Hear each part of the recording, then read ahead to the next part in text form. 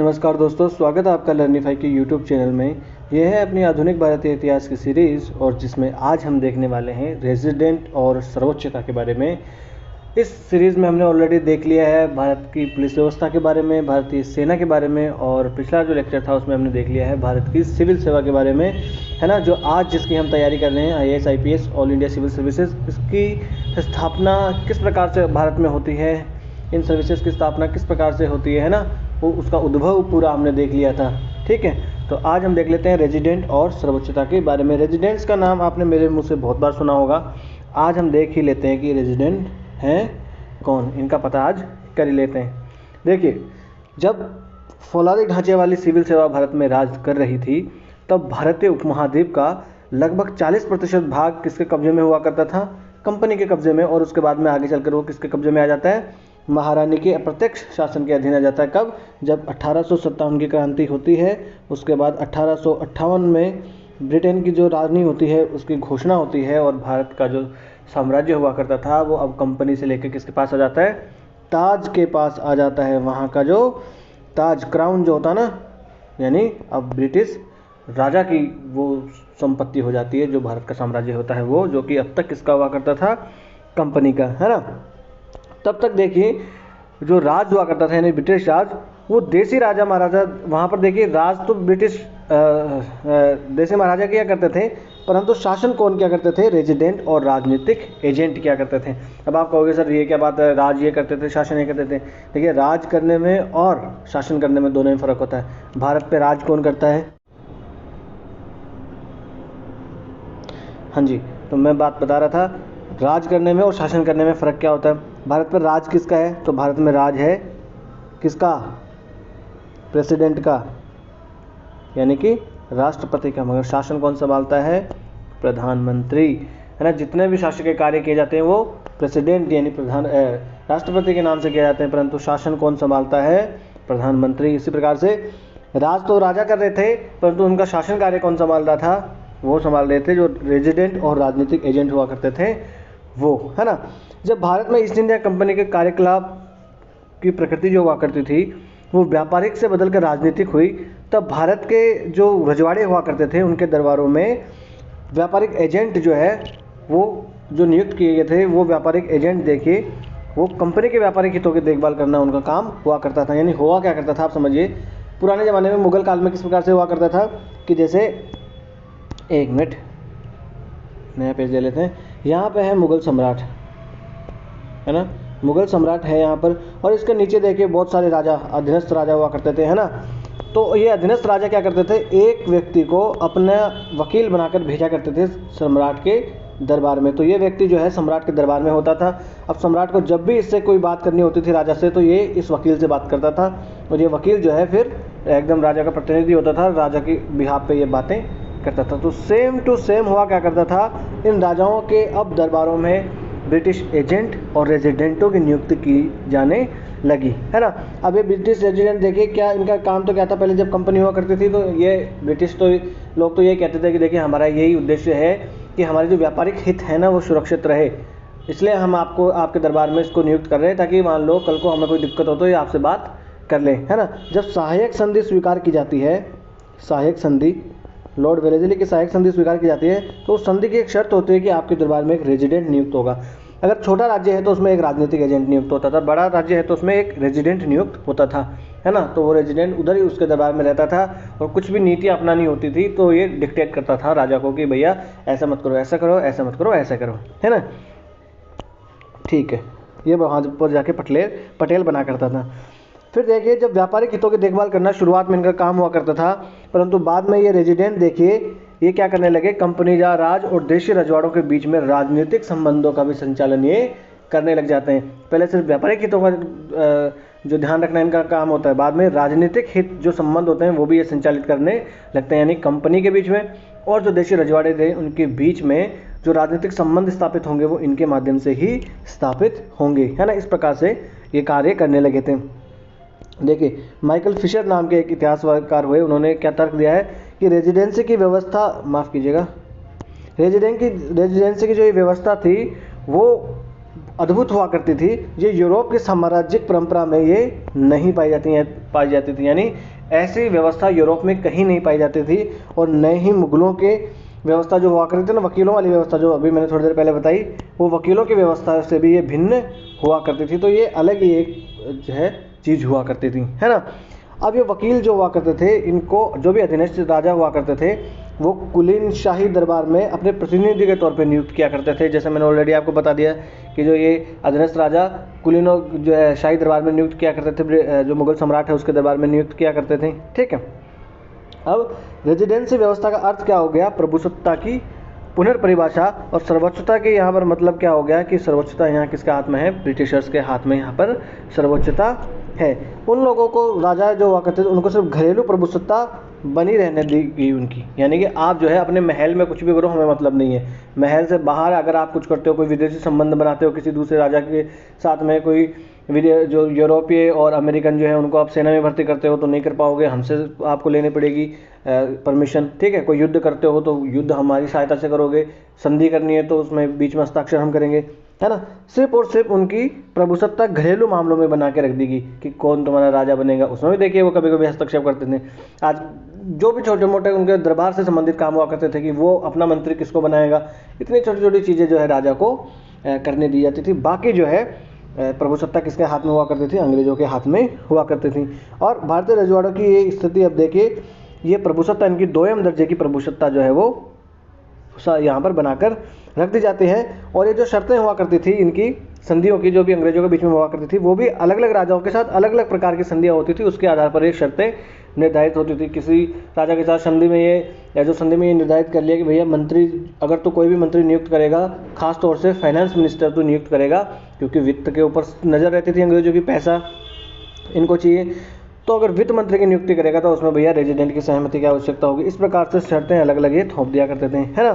फिर देखिए, ब्रिटिश तौर तरीकों ने इन्हीं प्रभुसत्ताओं में से कुछ को यथार्थ कठपुतलियों में बदल दिया। तो ये जो प्रभुसत्ता हुआ करती थी, कुछ राजाओं को तो इन्होंने कठपुतली में बदल दिया।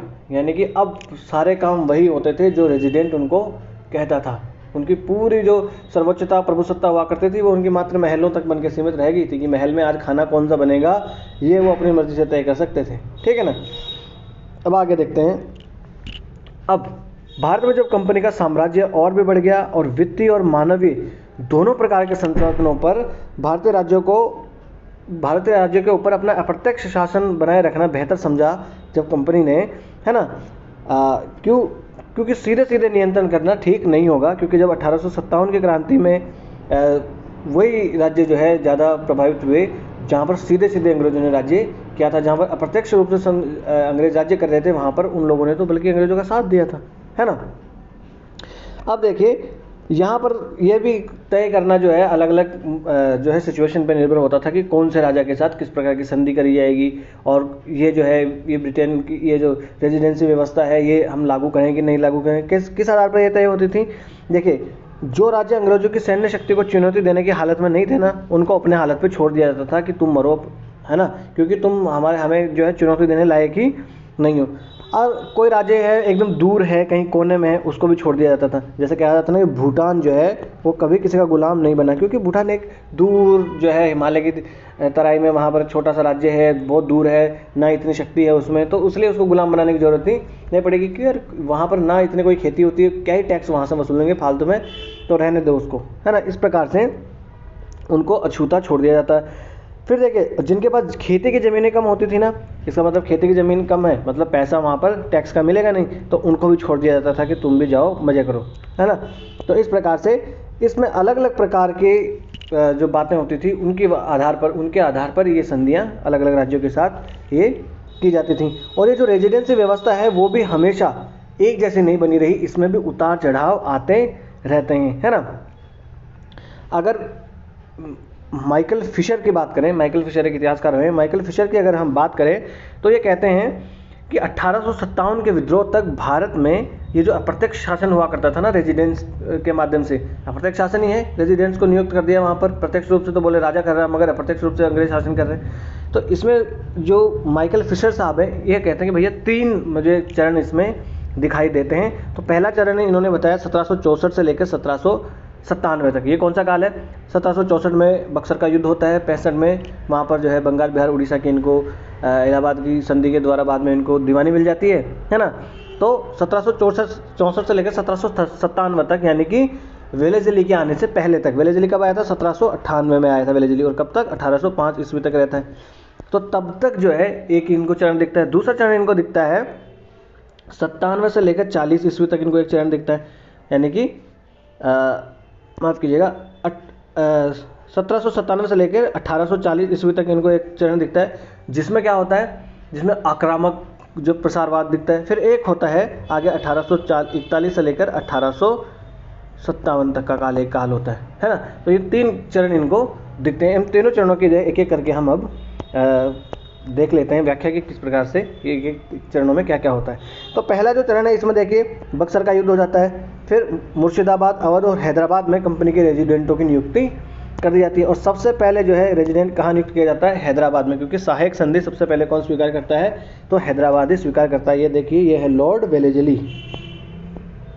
लॉर्ड वेलेजली है ये। किस प्रकार से भारत को लूट करिए, माफ़ कीजिएगा, भारत को लूट करिए, कितने सारे कपड़े पहन के खड़ा है लठर लेके। ठीक है साहब। तो यहाँ पर देखिए अवध में हो गया, मुर्शिदाबाद में, हैदराबाद में इनकी नियुक्ति कर दी जाती है रेजिडेंटों की। और कंपनी के अधिकारी भारत में अभी भी उसके आगे की नीति क्या होगी उसको लेकर अभी आश्वस्त नहीं थे, क्योंकि अब देखिए अब 1764 वाला काल है, अभी तक क्या ही ये आश्वस्त रहेंगे अभी, है ना। अभी तो नया जीतना इन्होंने शुरू किया, अभी तक भी इनके मन में उतनी आशा नहीं थी कि पूरे भारत को हम गुलाम बना लेंगे, है ना। इसलिए रेजिडेंसी व्यवस्था जो थी उसका भी विकास थोड़े झटके खा के वो विकास होता है ना। और बड़ा ही सीमित और सावधानी भरा इनका नज़रिया, रवैया शुरुआत के दिनों में होता है। परंतु देखिए 1798 से लेकर 1840 के काल में ये जो झिझक हुआ करती थी, ये झिझक समाप्त हो जाती है, क्योंकि 1798 आते आते ये कंपनी ने निर्धारित कर लिया था कि भैया अब तो हम भारत के ऊपर खूब शासन करके ही मानेंगे, है ना। वेलेजली आ जाता है, और वेलेजली का आपको पता ही है किस प्रकार से आक्रामक प्रसार करता है वो सहायक संधि के माध्यम से, क्योंकि उसे नेपोलियन का डर रहता है, ठीक है ना। तो वेलेजली आ जाता है, और 1798 से लेकर 1805 ईस्वी तक वेलेजली का शासनकाल रहता है भारत में, जो कि सहायक संधि अपनाता है। तो क्वेश्चन पूछ लेगी यूपीएससी, स्टेटमेंट दे देगी कि सहायक संधि जो है वो लॉर्ड वेलेजली ने अपनाई, डलहौजी ने अपनाई, कॉर्नवालिस ने अपनाई, हेस्टिंग्स ने अपनाई। तो किसने अपनाई थी? लॉर्ड वेलेजली ने, है ना। और इस सहायक संधि के द्वारा ही ये जो है नियुक्त किए जाते थे। फिर आ जाते हैं आगे, इसमें जो रेजिडेंट हुआ करते थे उनकी भूमिका अब कूटनीतिक संबंधों से लेकर अप्रत्यक्ष नियंत्रण की यहाँ पर उनकी भूमिका हो जाती है। इससे पहले जो रेजिडेंट हुआ करते थे वेलेजली के आने से पहले, उनके काम था कूटनीतिक संबंधों को देखना कि भैया हमारे व्यापारिक हिताब जो है वो सही सलामत रहे, व्यापार के मामले में हमें कोई तकलीफ ना हो, ये जो है निर्धारित करना उनका काम था। कूटनीतिक से संबंध हुआ करते थे। अब जाके ये जो है अप्रत्यक्ष नियंत्रण में बदल जाता है वेलेजली के बाद में। क्यों? वेलेजली ने सहायक संधि नीति अपनाई थी, जिसने इसके सहायक संधि जो है वो स्वीकार कर ली। तो सहायक संधि में अनेक शर्तें हुआ करती थी, जैसे कोई भी यूरोपीय या ब्रिटिशर्स को आप सेना में नहीं रख सकते, है ना। सेना जो है आप कितनी रखोगे। फिर साथ ही साथ ब्रिटिश सेना की एक टुकड़ी हमेशा आपके दरबार में, है ना, आपके शासन में नियुक्त रहेगी, और उसका खर्चा कौन देगा? वो राजा देगा जिसके दरबार में रहेगी। साथ ही साथ अगर आपको कोई दूसरे देश के साथ युद्ध करना है तो रेजिडेंट की सहायता से करेगा, यानी हम लोगों की सहायता से करेगा, अंग्रेजों की सहायता से। रेजिडेंट आपको सलाह देगा, है ना। कोई विदेश नीति आपको अपनानी है, दूसरे देशों के साथ संबंध बनाने, वो उसके साथ बनाओगे। युद्ध करना है, संधि करनी है, तो उसके साथ न करोगे, है ना। इस प्रकार से अनेक उन पर शर्तें लाद दी जाती हैं। क्योंकि अब देखिए इस काल में आते आते ये खूब क्षेत्रीय प्रसार को बढ़ावा देने लगता है वेलेजली, और ये प्रवृत्ति अब अस्थायी तौर पर रुक जाती है। कब? जब वेलेजली को वापस बुला लिया जाता है। और वेलेजली को वापस बुलाने के बाद लॉर्ड कॉर्नवालिस आते हैं, और लॉर्ड कॉर्नवालिस को ये कहा जाता है कि भाई जो है तो ये प्रसार वसार करना बंद करो तुम लोग यार, क्योंकि ब्रिटेन में लग रहा था कि नहीं यार इतना प्रसार करना ठीक नहीं है ये सब, है ना। क्योंकि प्रसार करने में भैया पैसा भी तो जाता है, सेना को लड़ना पड़ता है। तो कॉर्नवालिस को बोला जाता है भाई शांति रखो, उधर जाके शांति थोड़ी बनाओ, ठीक है। परंतु जब ये कॉर्नवालिस मर जाता है तो इसके बाद में वापस से ये काम शुरू हो जाता है प्रसार करने वाला। और इसकी प्रवृत्ति तो देखिए कब होती है?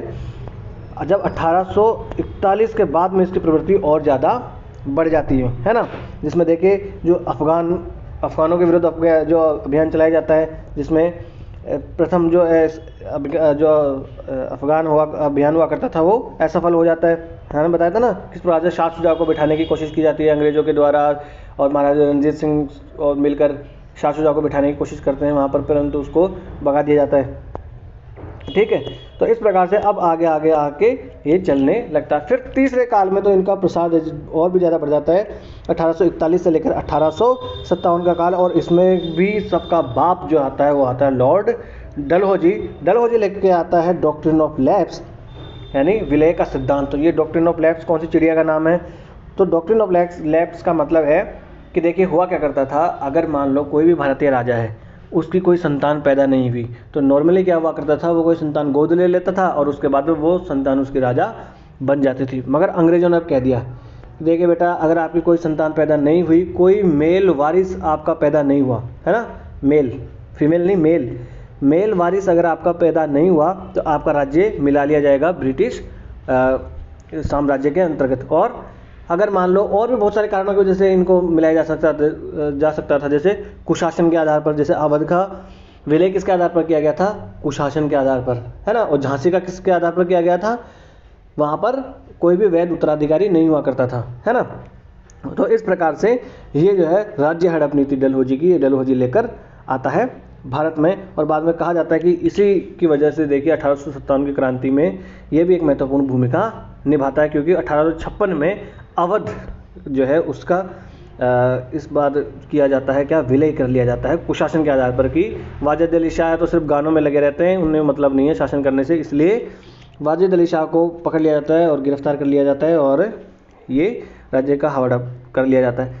अब देखिए यहाँ से एक क्वेश्चन बनता है, क्या क्वेश्चन बनता है कि डलहौजी ने कौन कौन से राज्यों का जो है वो विलय किया था, कौन कौन से राज्यों को हड़पा था, और उन राज्यों का क्रम क्या था, पहले कौन से राज्यों को हड़पा, बाद में कौन से को हड़पा। ये जो क्रम जो है ना, ये क्रम आपको याद रखना है अगर यूपीएससी पूछे तो सबसे पहले देखिए 1848 में सतारा को, फिर जैतपुर को, फिर संभलपुर को, फिर भगत, फिर झांसी और फिर नागपुर को किया गया था, है ना।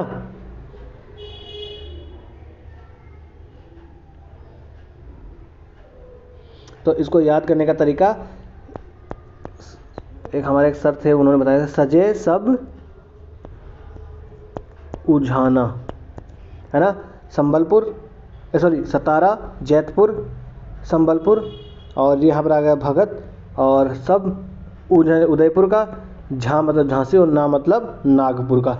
तो ये आपको याद रख लेना है क्रम में कि सजे सब उझाना मतलब कोई उझाना नाम के लोग हैं, वो सब के सब सज रहे हैं, तो सजे सब उझाना, इस प्रकार से आप ट्रिक याद रख लेना। तो सतारा पहले, फिर जैतपुर, संबलपुर, भगत, है ना, भगत, बघाट भी इसे कहते हैं, कोई आदमी बघाट भी इस प्रकार से इनको बुलाया जाता है। तो ये बघाट हो गया, झांसी हो गया, नागपुर हो गया, इनका जो है विलय किया जाता है। ये क्रम आपको याद रख लेना है, यूपीएससी यहाँ से क्वेश्चन पूछ सकती है ना। इस प्रकार से 1857 के क्रांति के विद्रोह जब होता है तो भारतीय रजवाड़ों के प्रति ब्रिटिश नीतियों में फिर एक मोड़ आ जाता है। वो मोड़ क्या आता है कि भैया अब जो है हम सीधा जो है अब अधिग्रहण इनका नहीं करेंगे, हम अप्रत्यक्ष रूप से इन पर शासन करेंगे। क्यों? क्योंकि उन्होंने देखा था कि वो राज्य जहाँ पर अप्रत्यक्ष शासन था वो कम प्रभावित हुए हैं। अगर हम तुलना करें जिन राज्यों पर प्रत्यक्ष जिन पर कंट्रोल हुआ करता था, तो इनको लगा यार अप्रत्यक्ष कंट्रोल ही हम रखते हैं। साथ ही साथ जो देसी राजे रजवाड़े हुआ करते थे ना, जमींदार वगैरह, उन्होंने इस 1857 की क्रांति को निपटने में बहुत सहायता करी थी अंग्रेजों की सैनिक अपने भेज करके। तो इनको लगा यार अब जो है सच्चे साथी तो जो है राज के, यानी ब्रिटिश राज के सच्चे साथी तो यही राजे रजवाड़े ही हैं, इसलिए हम राजे रजवाड़े जो हैं इनका साथ देंगे। ये इनको अब हम अप्रत्यक्ष शासन नहीं अपनाएंगे, प्रत्यक्ष शासन हम नहीं अपनाएंगे।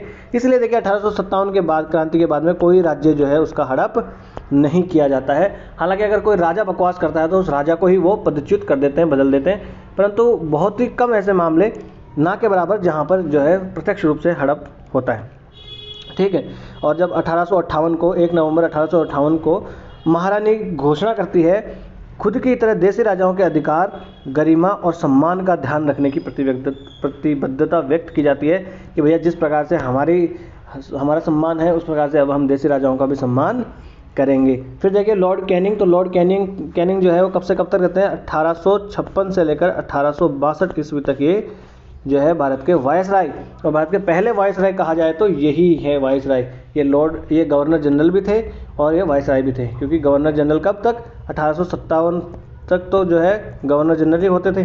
परंतु 1857 की क्रांति के बाद में जब 1858 में ब्रिटिश साम्राज्य की घोषणा आ जाती है, तो अब जो गवर्नर जनरल हुआ करते थे उनको वायसराय कह के पुकारा जाने लगा। तो जो लॉर्ड कैनिंग थे वो पहले वायसराय हुआ करते थे भारत के। ये स्टेटमेंट भी आप याद रख लेना, है ना।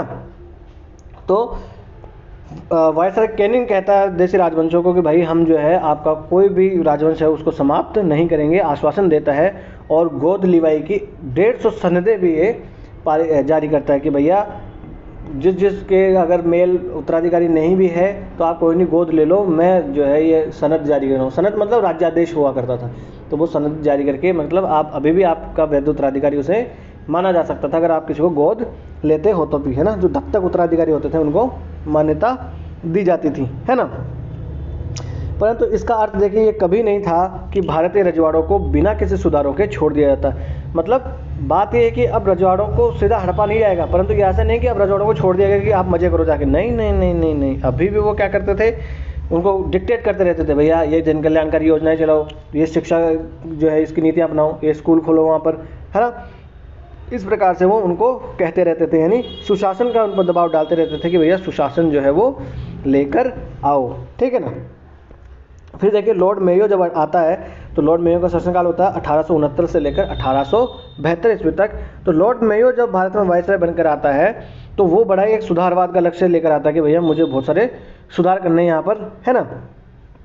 तो कानून और व्यवस्था का ह्रास जब उसने देखा आसपास के रजवाड़ों में, तो वो उसको सुशासन में बदलने के लिए जो है वो कोशिश करता है कि भैया रजवाड़ों में भी सुशासन आना चाहिए, है ना।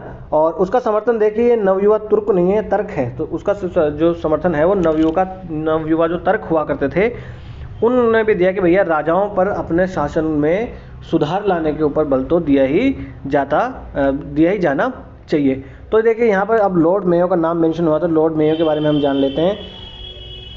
कार्यकाल इनका 1869 से लेकर 1872 तक रहता है और भारत की प्रथम जनगणना जो है 1872 में इन्हीं के द्वारा करवाई जाती है। पहली जनगणना अगर पूछे तो 1872 में लॉर्ड मेयो के काल में होती है, और पहली अगर आप कहो कि व्यवस्थित जनगणना तो वो होती है 1881 में। किसके काल में होती है, लॉर्ड रिपन के काल में होती है, ठीक है, ये याद रखना आप। पहली जनगणना 1872 में मेयो के काल में, पहली व्यवस्थित जनगणना 1881 में लॉर्ड रिपन के काल में, ठीक है।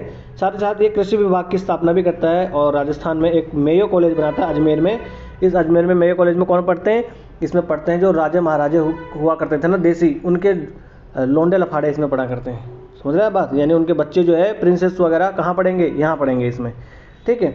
साथ ही साथ इनके बारे में एक को याद रखना, वित्तीय जो अपनी विकेंद्रीकरण होता ना उसकी शुरुआत भी लॉर्ड मेयो ने की थी। वित्तीय विकेंद्रीकरण की शुरुआत किसने की, तो लॉर्ड मेयो ने ही की थी। इतनी सारी चीज़ें याद रख लेना, ठीक है। अब चल लेते हैं आगे। देखिए अब ये जो दबाव राजाओं पर पड़ रहे थे कि भैया आप अपने राज्य में सुधार करो, है ना, तो इन जो दबाव के आगे जो है बहुत सारे देशी राजा हुआ करते थे वो तो झुक गए। और अगर कुछ लोगों ने, कुछ राजाओं ने अगर प्रतिरोध करने का फैसला भी किया तो उनको भैया ये याद दिला दिया गया कि सर्वोच्च सत्ता कौन है। माना कि हम डायरेक्टली कंट्रोल नहीं कर सकते, बापू की इनको याद दिला दी कि बापू अभी भी हम ही हैं। जैसे बड़ौदा में हुआ करता था मल्हार राव गायकवाड़। मल्हार राव गायकवाड़ के आगे मैं आपको फोटो भी दिखाऊंगा। मल्हार राव गायकवाड़ हुआ करता था बड़ौदा में।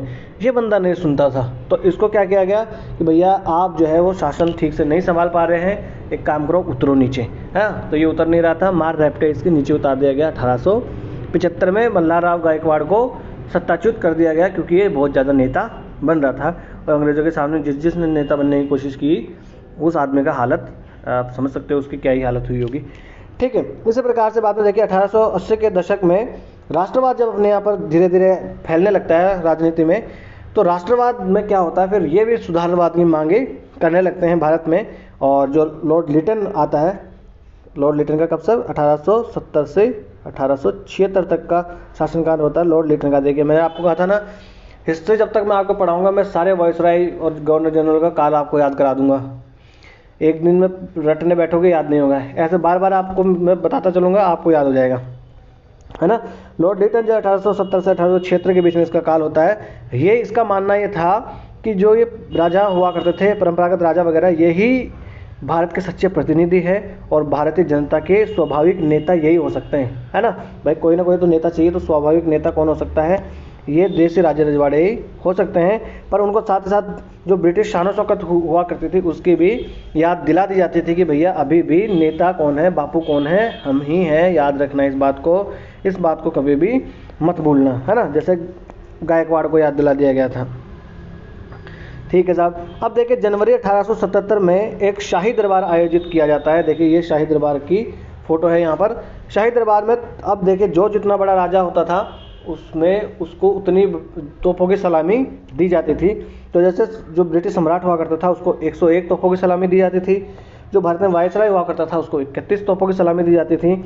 और उसके बाद में जो 113 राजा थे भारत में और उनको 21 से लेकर 9 तोपों की सलामी भी दी जाती थी। ये क्या निर्धारित करता था? ये एक पद सोपान निर्धारित कर देता था कि भैया सबसे ऊपर महारानी है, यानी कि ब्रिटेन का सम्राट है, उसके नीचे वायसराय है और उसके नीचे भाई साहब अब राजाओं की किस किस की कितनी औकात है, उस औकात के आधार पर उनको तोपों की सलामी दी जाती थी। कुछ तो ऐसे भी राजा थे जिनको कोई तोपों की सलामी भी नहीं दी जाती थी। इसका मतलब है कि बेटा आप बहुत छोटे हो, रहने दो, आपकी बस की बात नहीं है ना। उसके बाद में 1878 से लेके 1886 के बीच में जो रजवाड़े हुआ करते थे उनमें खूब हस्तक्षेप किया जाता है और उनको जो उनकी घरेलू प्रभुसत्ता हुआ करती थी उसमें भी थोड़ा सा सिमटाव देखने को मिलता था। क्यों ऐसा कह रहे हैं? ऐसा इसलिए कह रहे हैं कि देखिए अब जो भी रजवाड़े हैं उनके अंदर से अगर मान लो रेलवे की ट्रैक जा रही है तो कहते थे भैया ये रेलवे की ट्रैक पे है ना, आपके राज्य से होकर गुजर रही है पर अधिकार अंग्रेजों का है इस पर, समझ रहे? पैसा ब्रिटेन वो उस देश से रजवाड़े भी देंगे परंतु अधिकार किसका होगा इस पर? अंग्रेजों का होगा। तो भैया प्रभुसत्ता में तो वो है कि नहीं है, उनके राज्य से होकर गुजर रहा है। जैसे आज है CPEC है, China Pakistan economic corridor, Bharat से होकर गुजर रहा है वो, है ना, अपने पाकिस्तान ऑक्यूपाइड कश्मीर से होकर गुजर रहा है ना। तो ये क्या हुआ? ये हमारी प्रभुसत्ता का उल्लंघन ही तो हुआ। उसी प्रकार से इनके प्रभुसत्ता का उल्लंघन भी किया जाता था और ये कुछ नहीं कर सकते, चूं भी नहीं करते थे ये लोग अंग्रेज़ों के सामने। जो हम लोगों को मतलब दुनिया को ये बहादुरी की ज्ञान जो देते हैं ये राजा महाराजा, अंग्रेज़ों के सामने चूं तक नहीं करते थे ये लोग, ठीक है ना। और साथ ही साथ तो संचार की दूसरी व्यवस्थाएं हुआ करती थी, जैसे मान लो टेलीफोन की लाइन्स वगैरह हो गई, है ना। इन सब चीज़ों के ऊपर डाक तार ये सब चीज़ों की व्यवस्था इनको करनी पड़ती थी और उनके ऊपर फिर भी अधिकार इनको छोड़ना पड़ता था, है ना। जैसे नमक का निर्यात हुआ करता था, उसके ऊपर नमक के निर्यात से तो इनको दूर ही रहना था कि भैया नमक जो है, देखिए तभी तो नमक का वो दांडी यात्रा करते गांधी जी, क्योंकि नमक पर एकाधिकार हो गया था अंग्रेजों का और इन्हीं रजवाड़ों के राज्यों के अंदर से नमक का उत्पादन होता था, फिर भी ये लोग कुछ नहीं करते थे। तो ये हस्तक्षेप तो हुआ ना उनकी प्रभुसत्ता में, ठीक है ना।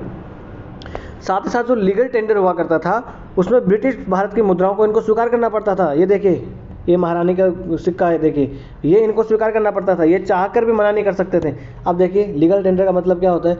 लीगल टेंडर का मतलब होता है जिसको आप मना नहीं कर सकते स्वीकार करने से, किसी भी डेट के पेमेंट से, यानी कोई अगर आपने ऋण लिया हो या आपके कोई भी दायित्व हो उनको चुकाने के लिए, अगर आप ये देते हो तो आपको कोई मना नहीं कर सकता। ये होता है लीगल टेंडर।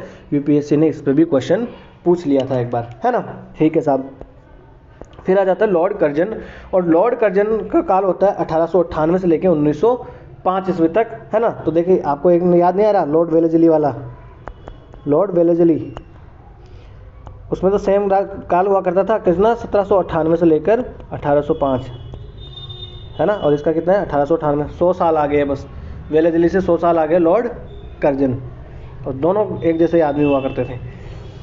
उसने देखे राजाओं को साम्राज्य का एक अभिन्न अंग तो माना, परंतु साथ ही साथ उनको 1903 में सत्तारोहण कर दरबार में उनको पूरे सम्मान के साथ निमंत्रण भी किया। 1903 में इसने एक दरबार लगाया था पूरा, उसमें सारे राजाओं को निमंत्रण देके बुलाया भी था, है ना। साथ ही साथ उन पर और सख्त नियंत्रण भी ये लगा देता है। कैसे? क्योंकि 1900 ईस्वी में उनकी विदेश यात्रा पर ये रोक लगा देता है, यानी कोई भी राजा बाहर नहीं जाएगा विदेश यात्रा पे, और जाएगा तो मुझसे पूछ के जाएगा कि बापू जाऊँ, अगर मैं कहूँगा जाओ तो जाओ। साथ ही साथ वो निज़ाम हुआ करता था हैदराबाद का, बरार का प्रशासन जो है उसके ऊपर, उसके बरार के प्रशासन को लेकर जो है संधि करनी पड़ती है निज़ाम को अंग्रेज़ों के पक्ष में, है ना। और जो राजा हुआ करते थे उनके लिए ये था कि भैया शाही फौजों के लिए वो पैसे देंगे और कभी भी हमको लड़ाई करने के लिए फ़ौजों की ज़रूरत पड़ेगी तो देसी राजा जो है हमको वो फ़ौजें भी उपलब्ध करवाएंगे। समझ रहे बात आप? तो इस प्रकार से ये किया करता था कौन? कौन था ये? कर्जन। कर्जन के काल में इस प्रकार से हो गया था। और बहुत सारे राजाओं को तो देखिए सत्ता से, माफ़ कीजिएगा, हटा भी दिया जाता है। बहुत सारे राजाओं को सत्ता से हटा दिया जाता है। जैसे मल्हार राय गायकवाड़ का उदाहरण हमने देखा है, वो बकवास कर रहा था ज़्यादा तो उसको हटा दिया जाता है। और ग्वालियर का जो सिंधिया था ना, सिंधिया ने तो ये स्वीकार भी किया था कि जो लॉर्ड कर्जन है उसकी पितृ सत्तावादी जो निरंकुशता है ना, उससे हम घृणा ही करते हैं, उससे प्यार तो हम लोगों को नहीं है। मगर ये कर भी क्या सकते थे, क्योंकि उनमें सर्वोच्चता की एक जंजीरें डाल दी गई थी इन लोगों के गले में कि भैया सर्वोच्चता की जंजीरें, मतलब सर्वोच्चता किसके पास में है? अंग्रेजों के पास में है। वो जो कहेंगे वो आपको करना पड़ेगा। फिर जब लॉर्ड मिंटो आता है, लॉर्ड मिंटो होता है 1905 से लेकर 1910 ईस्वी तक इसका शासनकाल होता है। मार्ले मिंटो सुधार 1909 का है। अगर आपने इतिहास पढ़ा पहले तो कभी, तो ये देखिए, ये जॉन मार्ले और ये है मिंटो। मार्ले होता था भारत सचिव और ये अपना होता था वायसराय।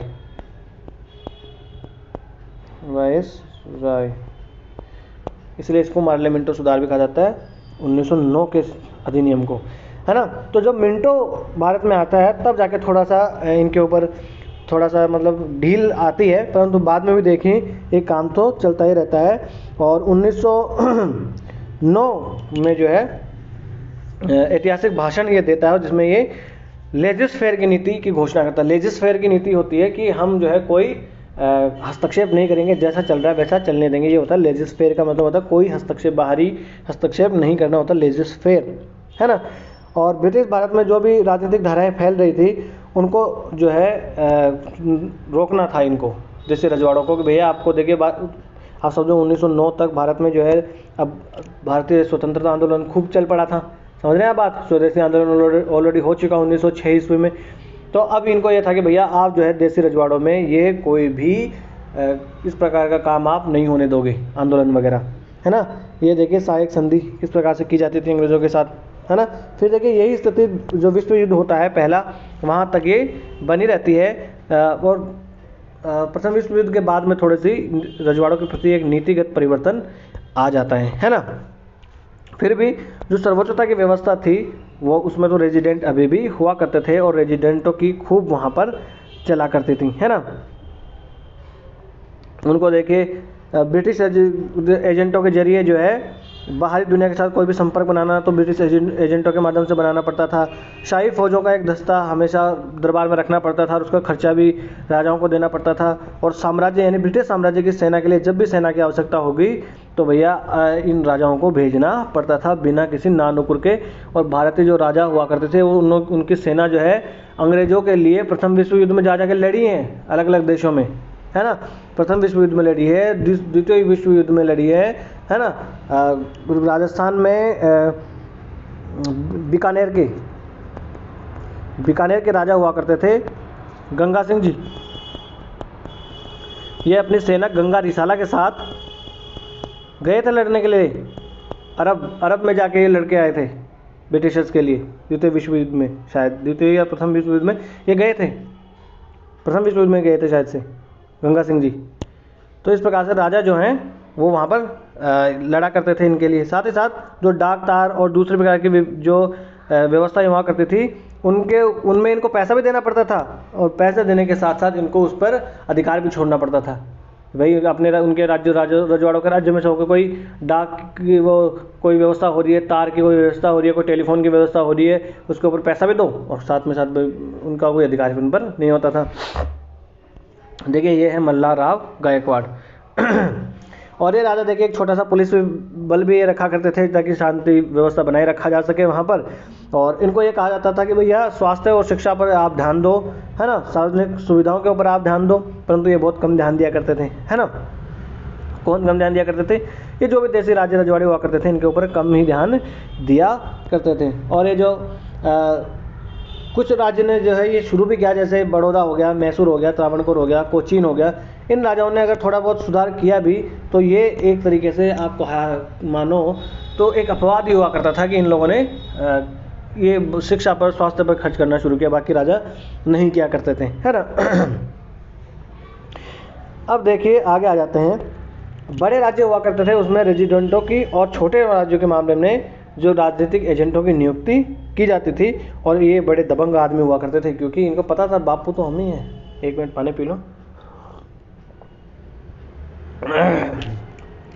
जो रेजिडेंट हुआ करता था वो जो भी देसी राजा और अंग्रेज हुआ करते थे उनके बीच की कड़ी हुआ करता था। यानी अंग्रेजों को कोई बात कहनी है राजा तक तो एजेंट के माध्यम से, राजा को कोई बात पहुंचानी है अंग्रेजों तक तो एजेंट के माध्यम से पहुंचाया करते थे। साथ ही साथ वो राज्यों में सुशासन को बढ़ावा देने के प्रयास भी करते रहते थे कि भैया राज्य में आप सुशासन बनाए रखो, और मंत्रियों की नियुक्ति के मामले में भी वो नियंत्रण करते रहते थे। खासकर वो मंत्री जिनका अनौपचारिक नियंत्रण लागू किया जाना आवश्यक हो जाता था, यानी अगर वित्त से संबंधित कोई मामला वगैरह हो तो ऐसे मंत्रियों की नियुक्ति जो है वो इनके माध्यम से ही हुआ करती थी। ठीक है, फिर देखिए काउंसिल ऑफ रीजेंसी की यहाँ पर बात आई है कि जो शासक जो है अगर वो ज़्यादा बकवास करता था तो अल्पमत वाली उनकी जो स्थिति हुआ करती थी उसका लाभ उठाकर काउंसिल ऑफ रीजेंसी के माध्यम से जो मामले हुआ करते थे उन पर सीधा नियंत्रण कर लेते थे। काउंसिल ऑफ रीजेंसी गठित इन्होंने कर रखी थी दरबारों में, तो उसके माध्यम से फिर ये नियंत्रण कर लेते थे, है ना। और एजेंट कौन हुआ करते थे? ये भारत सरकार के राजनीतिक विभाग के एजेंट हुआ करते थे या तो ब्रिटिश सरकार के ये विदेश विभाग के सदस्य हुआ करते थे। और 1914 में विदेश विभाग को 2 भागों में बांट दिया जाता है, जिसमें एक का राजनीतिक विभाग जो होता है वो तो भारतीय रजवाड़ों को देखता है, और दूसरा विदेश विभाग जो होता है वो कहाँ देखता है? सीमावर्ती और फारस की खाड़ी के जो क्षेत्र हुआ करते थे ना उनको देखता है। इतनी छोटी छोटी चीज़ें आपको ज़्यादा याद रखने की आवश्यकता नहीं है, आप तो रेजिडेंट वाली वस्तु को याद रखो। देखिए फारस की खाड़ी का नाम यहाँ पर आया है, तो देखिए ये है फारस की खाड़ी यहाँ पर, है ना। और फारस की खाड़ी में ये देखिए गल्फ ऑफ ओमान है, ये गल्फ ऑफ फारस है ना, गल्फ ऑफ पर्शिया, यहाँ पर ईरान है, यहाँ पर देखिए ये कतर है, ठीक है। यहाँ पर छोटा सा एक देश है बहरीन है, ये कुवैत है, ये इराक है, ये सऊदी अरबिया है, और ये यहाँ पर यूएई है। यहाँ पर छोटी सी टिप है, ये ओमान है, ये भी ओमान है, यहाँ पर ईरान है। और ये छोटे से एक जो है जल संधि यहाँ पर है, ये जल संधि को कहते हैं स्ट्रेट ऑफ हर्मुज। तो ये स्ट्रेट ऑफ हर्मुज देखिए गल्फ ऑफ ओमान और पर्शियन गल्फ को मिलाती है, ठीक है। और साथ साथ अगर क्यों अलग किस किस को करती है तो यहाँ पर है ईरान, और यहाँ पर जो है वो आपको दिखेगा, आप कहोगे सर यूएई, तो यूएई नहीं, यहाँ आगे छोटा सा टिप है ओमान, तो ये ओमान और ईरान को पृथक करती है, और पर्शियन गल्फ और गल्फ ऑफ ओमान जो है उसको मिलाती है गल्फ ऑफ हॉर्मुज जो है, सॉरी स्ट्रेट ऑफ हॉर्मुज जो है, यानी स्ट्रेट ये जल संधि है, हॉर्मुज की जल संधि, ठीक है। बस तो इसमें इतना ही दिया हुआ है। और ये एक मंत्री हुआ करता था हैदराबाद का, इसका नाम हुआ करता था सालार जंग। ये सालार जंग जो है उस बरार की बात अभी हुई थी, तो उस बरार को के मामले को लेकर ये अंग्रेज़ों से अनुकूल संधि करवाना चाहता है अपने मालिक के हित में, है ना। और उसके बाद में आ जाते हैं, ये है देखिए सर लॉर्ड कैनिंग है, ये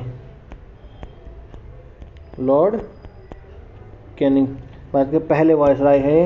ये आप एक बार आराम से बैठ के पढ़ लीजिएगा, मैंने जो जितने भी इसमें हैं काम की चीज़ें वो मैंने सारी आपको पढ़ा दी है ना। बाकी एक बार आप जो है एक बार शांति से बैठ के इनको पढ़ लीजिएगा, इसमें और ऐसा कुछ अब ज़्यादा नहीं है। यहाँ पर देखिए केरल में नायर जाति का उल्लेख हुआ है, तो नायर जाति में आप देख लीजिए, तो यहाँ पर नायर जाति क्या होती है? केरल में ये हिंदू उन्नत जाति है, यानी उच्च वर्ग की ये जाति मानी जाती है वहाँ पर। तो नायर जाति से संबंधित पूछ ले कहाँ से संबंधित है, तो यह है केरल से संबंधित। बाकी देखिए मैंने ऑलरेडी सारा आपको पढ़ा दिया है, वो पीडीएफ आपको इसलिए दिए ताकि आप भी एक बार बैठ के शांति से पढ़ लो उसको, ताकि दिमाग में आपके भी कुछ घुसे, ठीक है। तो आज का लेक्चर हम यहीं समाप्त कर देते हैं। और अगर इस लेक्चर की पीडीएफ अगर आपको चाहिए तो आप जाइए लर्निफाई अनलॉकिंग नॉलेज के नाम से टेलीग्राम पे अपना चैनल है, यहाँ से आप स्कैन कर सकते हैं, और डिस्क्रिप्शन बॉक्स में लिंक भी दिया हुआ है। वीडियो अगर आपको अच्छा लगा हो तो लाइक कर दीजिए और चैनल को सब्सक्राइब कर लीजिए। और भी अगर आपका कोई भाई बंधु मित्र सखा दोस्त कोई है जो यूपीएससी की तैयारी कर रहा हो, पीसीएस की तैयारी कर रहा हो, या कुछ नहीं कर रहा हो, निठल्ला बैठा हो, तो भी आप जो है चैनल रिकमेंड कर सकते हैं। और आपको कोई सलाह लेनी हो या कोई सलाह देनी हो तो आप अवश्य हमें कमेंट्स बॉक्स में लिख सकते हैं। बड़े ही लोकतांत्रिक ढंग से हम अपने इस छोटे से परिवार को आगे बढ़ाएंगे। नमस्ते, धन्यवाद।